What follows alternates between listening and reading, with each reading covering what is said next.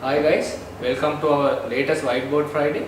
Today we are going to explain you how to win customer through their customer journey. Basically a customer journey from start with first influence and end with purchase. There are multiple touch points during their customer journey. So it is better to understand customer journey properly to win that customer.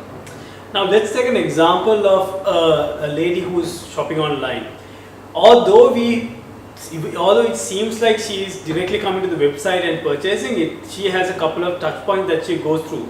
Now if you look at the example here, if she sees an ad on TV, then she goes on Facebook, and then she goes to the website, then she sees a banner, and then finally she goes back to the website and makes the purchase. So customer journey is an omni-channel experience. Customers use multiple channels, multiple devices and multiple sources. So it is crucial to understand customer journey properly because you need to persuade customers through their entire journey.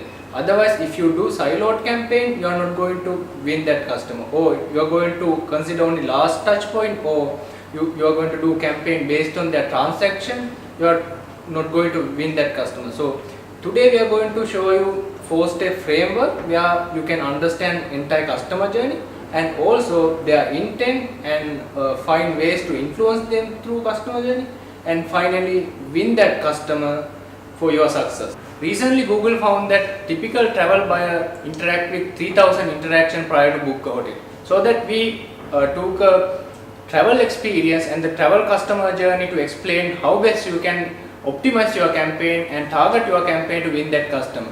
In this example, that customer first go through documentary video which explain elephants in Sri Lanka, and then he went to YouTube and explore more about Sri Lankan elephant and got to know that if she can go to Yala, they can actually watch elephant. Then she went to TripAdvisor and read about Yala tours and elephants in Yala and got a good idea about Sri Lanka and also about Yala. Then she actually went to Google and search for things to do in Sri Lanka because she don't want to come to only to go to Yala and also want to do things in Sri Lanka.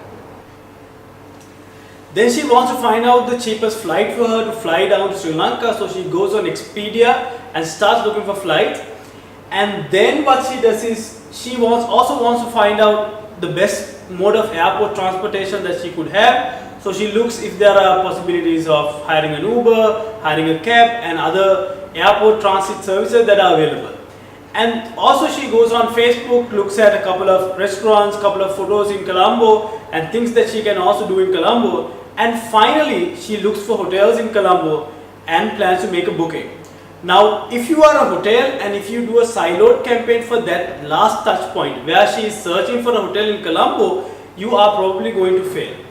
So do a very comprehensive campaign, you need to understand the customer journey. So based on that, you know that customer go through multiple touch points and each touch point has different intent. So you need to understand what are the touch points, channels and also intent to come up with very personalized and seamless campaign to your customers. So if you know the customer journey, ideally you should bundle airport taxi or Yala tour or maybe flight booking with your offering.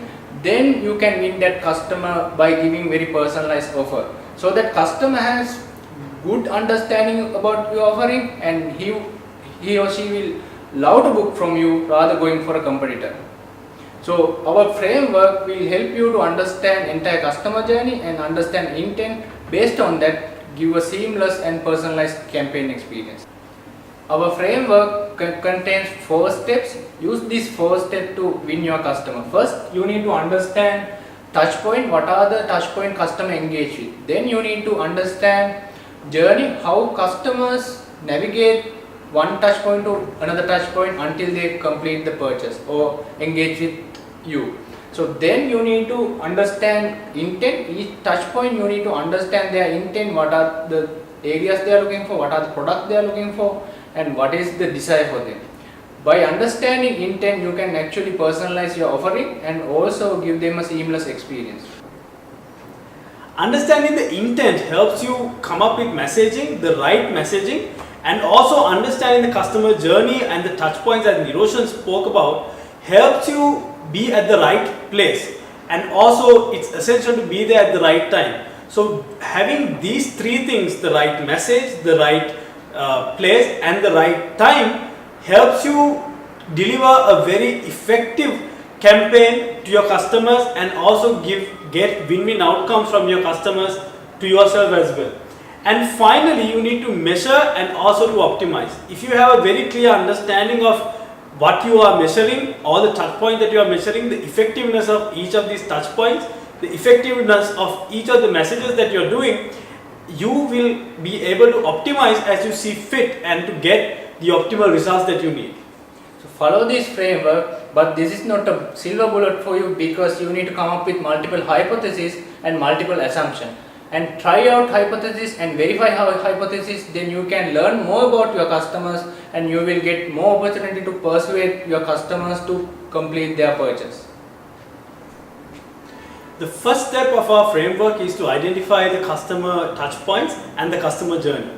So there are two ways you can actually do this. One is the quantitative analysis, where you look at your existing data, CRM, can be web data, whatever the data that you can have, you can do a quantitative analysis and figure out these touch points. And secondly, you can use qualitative analysis methods such as doing customer surveys, creating questionnaires, doing interviews, and also you can conduct usability testing to understand how the customer is moving from one touch point to another. So we came up with bank buyer example. In this scenario, we wanted to map how bank buyers move one touch point to another touch point. First, actually this buyer goes to a property website and look for houses and check prices and compare property to property, and then he goes to Google and search for loan calculator, because he want to get an idea about loan interest rate and what are the banks available and provide loan calculators. And then he moves to blog article and he wanted to read and compare bank to bank. So he found a good blog article, discuss about loans and rating and all the facilities and condition against all the banks. Then he moved to Google and searched for TV prices. This is totally unrelated to his journey, but it is important to understand all the touch points, because it might help us indirectly to persuade that customer. And then finally search for competitor names, because he want to compare and see what are the offering available across all the banks. Once you have identified the customer touch points and once you have understood the customer journey, it's very essential to understand the intent. So let's look at intent next. Our second step is to identify customer intent for each touch point. As we explained in touch points and customer journey, here also you can use qualitative analysis and also quantitative analysis to understand customer intent. So, and also there are two types of intent we can find. First one is direct intent and also indirect intent. This example we considered bank buyer. Bank buyer can have multiple intent. We can divide those intent to direct and indirect. So Malinda will explain the difference between direct and indirect. So let's take an example of a direct intent for a bank buyer. We can see in this customer journey he has searched for loan calculators, and then he has also looked for loan article blogs. And when you finally search for competitors on Google, you can do ads specifically for loans, because you know the customer is looking to buy for loans. Let's say if you didn't know this customer journey, and if somebody was doing a competitor search, you necessarily wouldn't know what to advertise about or what service to advertise to that person who's searching for the competitor's name. But since you have an understanding of what they are searching for and what the intention or what the direct intention is, you can be very specific and do a very personalized advertisement saying you can get the best deal for loans from this specific bank. Through his journey, we can see he is looking for home loans and houses, but we can find that he is also looking for TVs and TV prices.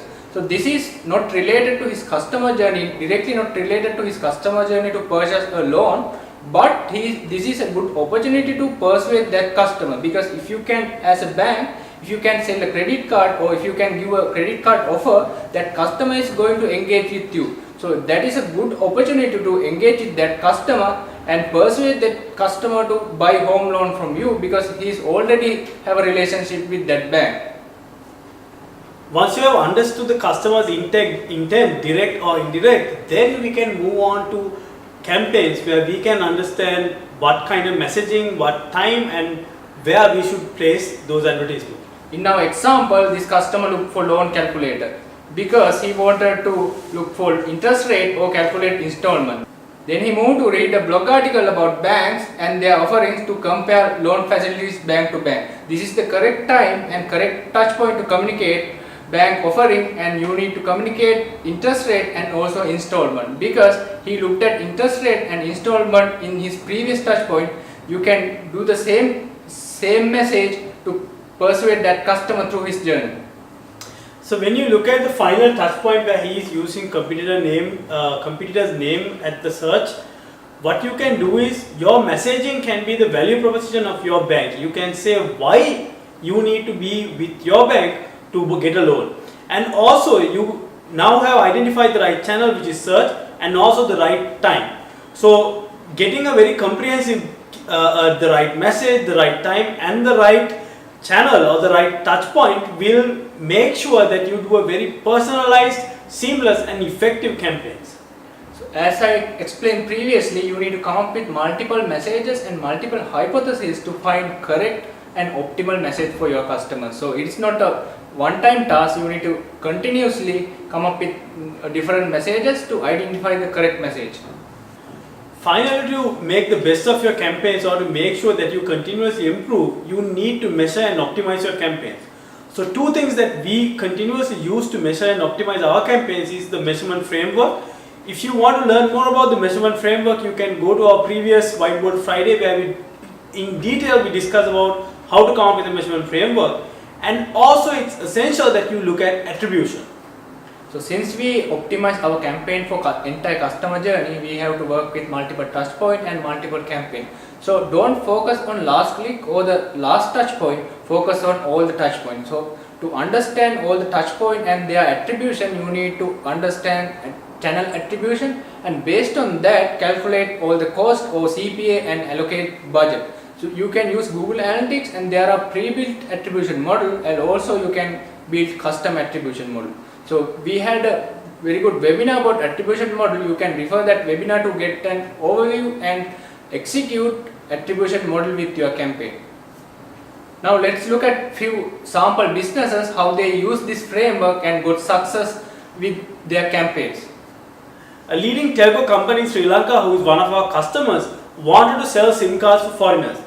Now this is a big challenge because the foreigners are not aware about the brand, and also there is a lot of competition at the airport if we are to sell SIM cards at the airport.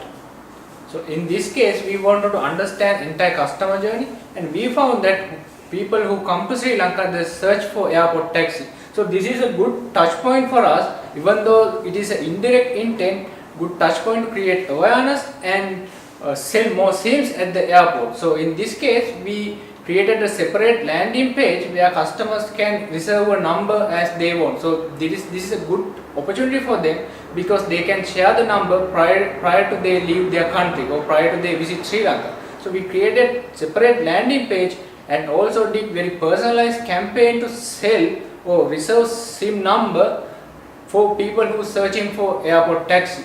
Then we got good success, they got good awareness of the product, and also they got opportunity to reserve their number, so that we have good opportunity to sell the same SIM during the airport visit. So this is a good example of how you can use the framework that we just discussed and how you can gain tremendous benefit by actioning those 4 key factors that we spoke about. Let's consider e-commerce example, and from a qualitative survey we found that customers tend to read expert reviews and also they love to read customer reviews, so that this is a good opportunity to capitalize their touch point, because if e-commerce company can accommodate expert reviews within their website, or they can have a separate section for expert reviews, then they have opportunity to engage with that customer. So if you engage with that customer more and more, their credibility or your relationship with that customer will go up. So another great example of this is is TripAdvisor. People go to TripAdvisor to read reviews, to understand what you can do around in a certain area. But eventually, when you need to make a booking for a hotel, you end up doing it through TripAdvisor because you trust TripAdvisor so much, and it's very familiar. And the brand, you build a certain connection with the brand. So in this example, you can see that if you can build a relationship in their early stages, you will have better chance to sell product to that customer. Hope this Whiteboard Friday gave you a starting point to implement the framework that we discussed, and we hope to see you guys next week.